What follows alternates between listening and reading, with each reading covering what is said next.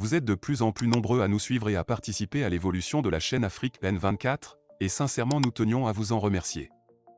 Nous lisons tous vos commentaires qui enrichissent le débat et vraiment nous vous demandons de nous soutenir, en aimant les vidéos pour une large diffusion, et pour continuer à avoir une ligne éditoriale indépendante, et vous proposer de nouvelles émissions toujours de plus en plus enrichissantes. Ne restons pas passifs, soyons actifs. Merci et à bientôt. Le Togo, autrefois la fierté de la sous-région, aujourd'hui au fond du gouffre. Comment en sommes-nous arrivés là? Comment une fierté nationale s'effondre sous la négligence gouvernementale et la complicité des entreprises privées? Il fallait que nous les gens, le Togo, mon lieu a aussi conduit les coconita et comme il veut et les fundolo, tu vois, mon loup, bon, il fallait que nous les doigts, le Togo, bon,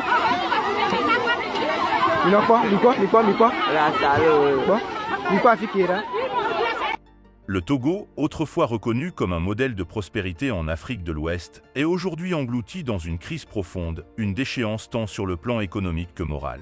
À la tête du pays, Faure Gnassingbé et son gouvernement, avec des figures emblématiques comme Victoire Toméga-Dogbe, Rose Kayi Mivedor et Ablamba Johnson, ont contribué à transformer une nation pleine de promesses en un champ de ruines. Le dernier scandale en date, celui du riz avarié, en est la manifestation éclatante. Une chaîne de négligence, le gouvernement et le secteur privé sous le feu des critiques. Le scandale du riz avarié, qui a vu une cargaison de denrées impropres à la consommation être totalement récupérée par la population après un déversement mal encadré à Lomé, ne peut pas être considéré comme un simple accident. C'est l'illustration d'un dysfonctionnement systémique dans la gestion des affaires publiques et privées au Togo. La situation est d'autant plus alarmante que, même le secteur privé, avec des entreprises comme la brasserie du Bénin, Bébé Lomé, est directement impliqué dans cette tragédie. Selon des informations récentes, la brasserie du Bénin a tenté de se dédouaner en apportant des clarifications sur l'origine de ce riz. Dans un communiqué, l'entreprise a expliqué que le riz concerné avait été jugé non conforme à leurs normes industrielles et devait être détruit sous la supervision d'un huissier. Cependant, un incident lors de cette opération a permis à des individus de récupérer une partie de ce riz impropre à la consommation. Que faut-il en penser? S'agit-il vraiment d'un simple incident ou d'une négligence coupable de la part d'une entreprise qui a manqué à son devoir de diligence? La responsabilité des entreprises, une mascarade de gestion de crise. Bébé Lomé, dans son communiqué, a tenté de calmer la situation en soulignant qu'une évaluation complète avait été initiée en collaboration avec les autorités. Mais qu'est-ce que cela signifie vraiment? Pourquoi une entreprise de cette envergure, prétendant adhérer aux plus hautes normes industrielles, a-t-elle permis un tel laxisme dans la gestion d'une cargaison aussi dangereuse? Ce riz, destiné à la destruction, a échappé au contrôle strict qui devrait entourer de telles opérations. La direction de Bébé Lomé affirme son engagement indéfectible à protéger la santé publique. Mais peut-on réellement parler de protection quand, à la première difficulté, des cargaisons d'aliments impropres à la consommation se retrouvent dans les mains des citoyens les plus vulnérables? Les mesures correctives, une fois le mal déjà fait, n'ont aucun sens pour ceux qui ont déjà pu être exposés à ces produits avariés. Le gouvernement togolais, dans sa gestion des crises, ne fait qu'ajouter à cette cacophonie de négligence. Les ministres impliqués, en particulier Rose Kayi Mivedor, chargée du commerce et de la consommation locale, ainsi que Tchindare, responsable de la santé et de l'hygiène publique, ont échoué à assurer une supervision efficace de cette destruction. Où était la vigilance des autorités face à un tel danger public? Une complicité entre État et entreprises, qui protège vraiment les citoyens? Ce scandale du riz avarié n'est pas un cas isolé. Il témoigne d'une complicité évidente entre l'État et certaines grandes entreprises qui, en dépit des discours sur la responsabilité sociale et la protection des consommateurs, continuent de mettre en danger la population. La brasserie du Bénin, en tant que pilier économique du pays, aurait dû faire preuve d'une rigueur exemplaire.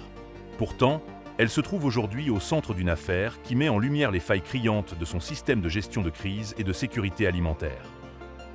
Mais la question qui se pose est plus vaste. Quelle est la réelle implication de l'État dans cette affaire? Comment le gouvernement togolais peut-il tolérer une telle désinvolture dans la gestion des produits dangereux? Il est évident que l'État est complice de cette négligence, soit par son inaction, soit par sa permissivité envers les entreprises qui transgressent les règles sans crainte de représailles. La Ligue togolaise des consommateurs, un silence coupable.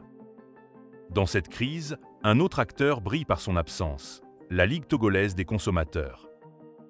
Cette organisation, qui devrait jouer un rôle central dans la défense des droits des citoyens, semble totalement effacée. Où sont les mécanismes d'alerte qui devraient être activés en cas de crise sanitaire de cette envergure? Pourquoi la Ligue n'a-t-elle pas été plus prompte à dénoncer ces manquements? Son silence est révélateur de l'effondrement de la société civile au Togo, incapable de contrecarrer un gouvernement et des entreprises qui ont fait de l'irresponsabilité leur mode de gouvernance. La Ligue des consommateurs, au lieu de rester passive, devrait être en première ligne pour exiger des sanctions contre les responsables, à commencer par les dirigeants de Bébé Lomé. Elle devrait également faire pression sur les autorités pour une réforme complète du système de contrôle alimentaire au Togo. Le fait qu'elle ne réagisse pas en temps de crise démontre qu'elle a peut-être perdu son sens de mission ou, pire, qu'elle est elle-même gangrénée par les influences extérieures qui la paralysent. Transformer les Togolais en cochons, une réalité brutale. Cette affaire du riz avarié soulève une question fondamentale. Comment le gouvernement togolais et les grandes entreprises privées en sont-ils arrivés à traiter les citoyens comme des animaux, comme du bétail à qui l'on donne les restes immangeables de leur gestion négligente? Comment peut-on, dans un pays autrefois considéré comme un phare de l'Afrique de l'Ouest, en arriver à une telle déshumanisation? Les Togolais ne méritent pas d'être réduits à la mendicité pour des produits avariés. Ils ne méritent pas d'être les victimes d'une gestion étatique défaillante et d'une complicité active des entreprises privées. Ce pays mérite mieux que d'être dirigé par un gouvernement qui laisse des denrées toxiques se répandre parmi la population la plus pauvre. Ce peuple mérite des entreprises qui placent véritablement la santé publique au-dessus de leurs profits et un gouvernement qui assume enfin ses responsabilités.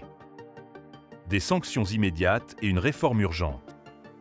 Il est impératif que des mesures drastiques soient prises, tant au niveau gouvernemental que du secteur privé. Les responsables de Bébé Lomé doivent être tenus pour responsables de cette crise sanitaire. Ils doivent, au minimum, être forcés à dédommager les citoyens affectés et à renforcer leur protocole de gestion des produits impropres à la consommation. Quant aux ministres en charge de cette affaire, ils doivent également répondre de leur incompétence. Enfin, la Ligue togolaise des consommateurs doit être refondée ou remplacée par une organisation plus active et plus engagée. Les Togolais ne peuvent plus se permettre d'avoir une société civile aussi passive face à des crises qui mettent directement en danger leur santé et leur bien-être.